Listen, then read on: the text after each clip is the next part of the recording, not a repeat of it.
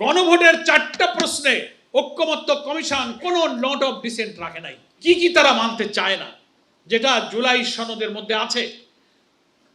গণভোটে তাদের note of dissent বাদ দিয়ে 4টে যে প্রশ্ন করা হয়েছে, আমরা তো সবাই গণভোটে ভোট দিয়েছি, দেখবেন ওখানে ব্যালটে 4টি প্রশ্ন ছিল।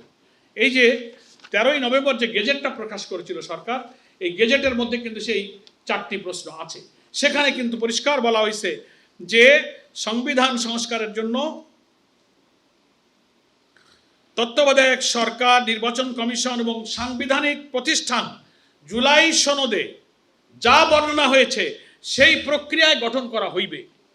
গণভোটের ক প্রথম প্রশ্নে আছে, সেখানে হা ভোট দিতে হয়েছে, তাহলে সমস্ত মানবেন আপনি।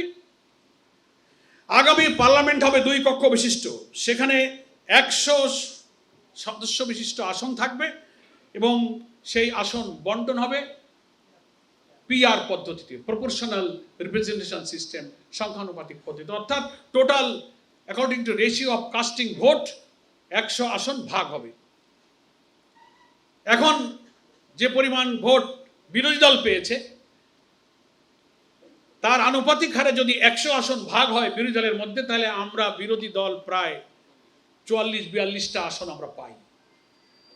ওনারা বলছেন না, এটা আমরা মানি না, এটা নোট অফ ডিসেন্ট দিয়ে রাখছে জুলাই সনদের মধ্যে। RICL TMX, যুগের পর যুগ স্থাপনা থাকে মজবুত। তারা বলতেছে যে সংসদে প্রাপ্ত আসনের ভিত্তিতে ওই 100 আসন ভাগ, তাহলে ওনারা আমরা মাত্র 20-21টা পাই, তাহলে অর্ধেক কমে আমাদের, আমরা 20 পাই, ওনারা প্রায় 80 পেয়ে যায়, মানে ওখানে ওনারা মেজরিটি হবে। অথচ উচ্চকক্ষের এত পাওয়ার দেওয়া হয়েছে যে কোনো সংবিধান সংস্কার, আন্তর্জাতিক আইন এবং চুক্তিগুলো উচ্চকক্ষে না অনুমোদন করলে এটা হবে না। ওনারা যা ইচ্ছা বিদেশের সাথে, ভারতের সাথে, পশ্চিমবঙ্গের সাথে চুক্তি করবেন, সংবিধানের ইচ্ছামতো সংশোধন করে একচ্ছত্র প্রধানমন্ত্রীর কর্তৃত্ব ক্ষমতা চালাবেন। উচ্চকক্ষ যদি ওনারা মেজরিটি হতে পারেন তাহলে ইচ্ছামতো সব কিছু করা যাবে। শুভঙ্করের ফাঁকি কয় না, বগলে ইট। 10টা কোনটা মানতে চাননি, যেটা জুলাই সনদে আছে ওখানে ওরা নোট অফ ডিসেন্ট দিয়ে রাখছে। ওনারা মনে করেন যে এই জুলাই সনদে আমাদের নোট অফ দেওয়া ডিসেন্টগুলো সহকারেই আমরা মানব, কিন্তু নোট অফ ডিসেন্ট অর্থ কি ওনারা ভুল বুঝান, সংবিধানের ভুল ব্যাখ্যা দেন। সারা দুনিয়ায় নোট অফ ডিসেন্টের একটা অর্থ আছে।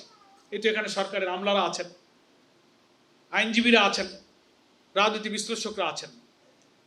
নোট অফ ডিসেন্ট অর্থ হচ্ছে কোনো অথরিটি, কোনো ফোরাম, কোনো সিদ্ধান্ত, কোনো মিটিংয়ে যারা থাকেন তার মধ্যে 1জন বা 2জন যদি দ্বিমত করেন, ভিন্ন মত করেন, সেটাকে রেকর্ড করে রাখা হয়। দ্যাট ওয়াজ রেকর্ডেড, যে আপনি এই মতটা মানেন না, এটা ইতিহাসে লিখিত থাকবে যে আপনি এই সিদ্ধান্তটা মানেননি।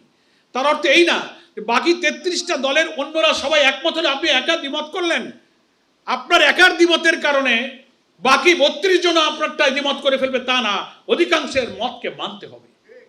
এটার অর্থ হচ্ছে নোট অফ ডিসেন্ট। দেখবেন এখানে লয়াররা আছেন, এই যে আপিল ডিভিশনের অনেক মামলার কঠিন রায়, সুপ্রিম কোর্টের যে সমস্ত ডিভিশন বেঞ্চ আছে, 3 জনের বেঞ্চ হয়, 4 জনের, 5 জনের বেঞ্চ আপিল ডিভিশনে হয়, 5 জন জাস্টিস থাকে। একটা কঠিন মামলার রায় কোনো বিচারপতি খালাস দিয়ে দেয়, কোনো বিচারপতি ফাঁসি দেয়, কোনো বিচারপতি যাবজ্জীবন দেয়, হয় না? কিন্তু রায় কি বন্ধ রাখে? রায় একটা হয়। 5 জনের মধ্যে অধিকাংশ বিচারপতি যে পক্ষে মত দেয় সেই রায়টা লিখে দেয়, আর ভিন্ন মতগুলো নোট অফ ডিসেন্ট হিসেবে রাখা হয় যে এটা 5 জনের বেঞ্চে মামলাটা রায় হয়েছে, 2 জন বা 1 জন বিচারপতি নোট অফ ডিসেন্ট দিয়েছেন, অধিকাংশ বিচারপতি রায়ের ভিত্তিতে তার ফাঁসি হলো অথবা জেল হলো। ওনারা বলতেছেন বিএনপি যে আমরা যেহেতু নোট অফ ডিসেন্ট দিয়েছি এই 10টা ব্যাপারে, এটা মানতে হবে। তো জুলাই অক্ষরে মানা মানে ওনাদের ওই 10টা না মানতে চাওয়া বিষয়গুলো ওনারা কায়েম করবেন। ভেজালটা বুঝতে পারছেন তো? আর গণভোটের কথা কেন বলে না, যে গণভোটের 4টা প্রশ্নে ঐক্যমত্য কমিশন কোনো নোট অফ ডিসেন্ট রাখে নাই। পুরা 84টি সংস্কার, তার মধ্যে 47টি সাংবিধানিক সংস্কার উইদাউট নোট অফ ডিসেন্ট এটা ব্যালটে আনা হয়েছে, এবং 5 কোটি মানুষ, 70% মানুষ এটাকে হা ভোট দিয়ে বিএনপির নোট অফ ডিসেন্টকে খারিজ করে দিয়েছে।